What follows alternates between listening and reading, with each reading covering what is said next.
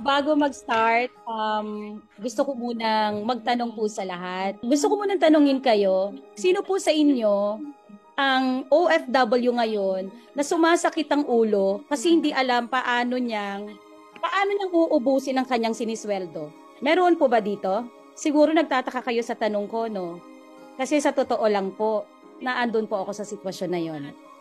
Alam niyo po ba when I started joining this community, ako po ay may sakit. Sumama lang ako at pumasok ako sa opisinang ito kasi ang gusto ko lang malaman kung paano ako makakapag-start ng investment. Not knowing na yung opportunity palang ibibigay sa akin ang makakapagbago ng buhay ng buong pamilya at buong angkan namin. Alam niyo po ba ang nangyari? Community na to ang ginamit ko. Sumunod lang ako sa sistema nila at ang sistema nila ang nagpayaman po sa amin.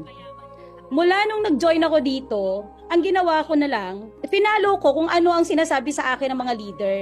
So, to make the story short, nag-join ako 2015 and now 2023. It means 8 years na po.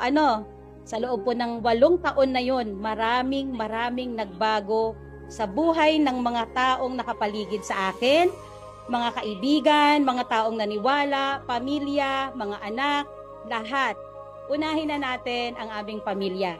Nung nag-join po ako dito bilang OFW, kumikita lang po ako ng 30,000 pesos monthly. Yun po talaga ang totoo. Alam nyo po ngayon, monthly, Diyos ko, kapag meron po akong kinitang 250,000 pesos, kailangan kong ubusin. Bakit? Pag di ko inubos, kailangan kong ibalik. So, syempre, binigay na sa'yo, babalik mo pa ba? So, naandun po ako sa sitwasyon na kailangan kong ubusin para sa sales team ko. Eh, di, saan po kayo nakakita ng ganong klaseng community magbibigay sa inyo ng ganyan? Ang malupit pa, income. Alam nyo po, sa monthly income pa lang, ito po ang dahilan kung bakit nagpapaaral ako ng doktor ngayon, kung bakit nagpapaaral ako ng engineer ngayon sa napakagagandang eskwelahan sa Pilipinas, kung bakit ako nakapagpatayo ng 3 palapag na bahay ng parents ko, kung bakit na isusuportahan ko lahat ng medicine, lahat ng pagkain, lahat ng mga bills, lahat ng bedrooms ng mga anak ko na lahat merong mga aircon. Sinasabi ko po ito kasi simpleng mamamayan, simpleng tao lang po ako. Malaking bagay na po sa akin noon na makakain sa Jollibee. Sa totoo lang po. Kaya maraming salamat sa opportunity na ibinigay niyo sa amin. Hindi po ako magsasawang i-share. Mabingi man po kayo sa akin, okay lang.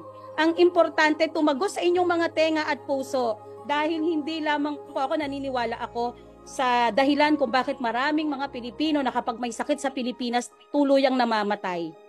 Sa totoo lang po, ang dahilan ay hindi lang dahil sa sakit, kundi dahil sa walang panggamot sa sakit. Tama?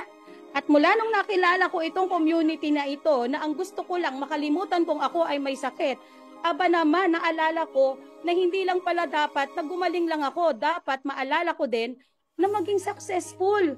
Yun po ang itinuro ng community na ito kasi hindi lang niya patatabain ang bulsa mo, pati ang utak at puso mo.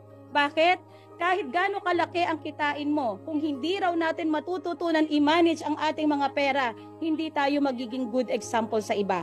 Kaya Sir Terence, Ma'am Tet, paulit-ulit po kaming mag-asawa magpapasalamat sa inyo.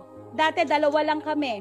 Never in my imagination na libo-libo at saang parte man ng mundo kikita kang BCO Sunga member. Ang maganda dito, pwede mong i-diversify.